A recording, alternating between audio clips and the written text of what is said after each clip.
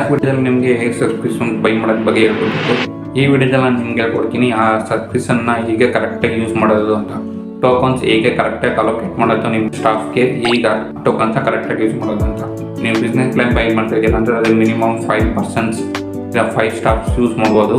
Own account per ಹೆಡ್ಗೆ ನೀವು ಇಷ್ಟು token ಅಂತ ಮೊದಲೇ ಕೊಡಬೇಕು. ನೀವು ಲೈಕ್ 1000 ಟೋಕನ್ಸ್ ಪರ್ ಹೆಡ್ಗೆ ಅಂತ ಕೊಟ್ಬಿಟ್ರೆ ಅವರು ಅಷ್ಟೇ ಲಿಮಿಟ್ ಎ ಮಾಡೋದನ್ನ ಯೂಸ್ ಮಾಡ್ಬೋದು. ಇದರಿಂದ ನಿಮಗೆ ಎ ಯೂಸೇಜ್ ಕೂಡ ಕಡಿಮೆ ಆಗುತ್ತೆ, ನಿಮಗೆ ಬಿಲ್ ಕೂಡ ಓವರ್ಲ್ಯಾಪ್ ಆಗಲ್ಲ ಆ್ಯಂಡ್ ನಿಮ್ಮ ಕಂಟ್ರೋಲಲ್ಲೂ ಕೂಡ ಈ ಬಿಲ್ ಇರುತ್ತೆ. ಇದರಿಂದ ನೀವು ಎಕ್ಸ್ಪೆನ್ಸಸ್ನ ಕಡಿಮೆ ಮಾಡ್ಬೋದು. ಈಗ ಹೊಸ್ದಾಗಿ ಬಂದಿರೋದ್ರಿಂದ ಎಷ್ಟೊಂದು ಜನಕ್ಕೆ ಇದ್ರ ಬಿಸ್ನೆಸ್ ಎಷ್ಟು ಯೂಸ್ಫುಲ್ ಆಗುತ್ತೆ ನನಗೆ ಗೊತ್ತಿಲ್ಲ. ಓವರ್ ಯೂಸ್ ಮಾಡ್ಬಿಟ್ಟು ಎಕ್ಸ್ಪೆನ್ಸಸ್ಸು ಜಾಸ್ತಿ ಮಾಡ್ತಾರೆ. ರಿಡ್ಯೂಸ್ ಮಾಡೋಕ್ಕೆ ಈ ಮೆಥಡ್ ಕೂಡ ನೀವು ಯೂಸ್ ಮಾಡ್ಬೋದು. ಮಂತ್ಲಿ ಲಿಮಿಟ್ನ ಆ್ಯಡ್ ಮಾಡಿದರೆ ನಿಮ್ಗೆ ಎಕ್ಸ್ಪೆನ್ಸಸ್ ಕೂಡ ಕಡಿಮೆ ಆಗುತ್ತೆ ಇದರಿಂದ. ಈ ರೀತಿ ಇನ್ನೂ ಕನ್ಸಲ್ಟೆನ್ಸಿಗೆ ಈ ಚಾನಲ್ನ ಫಾಲೋ ಮಾಡಿ, ಶೇರ್ ಮಾಡಿ ನಿಮ್ಮ ಬಿಸ್ನೆಸ್ ಫ್ರೆಂಡ್ಗೆ.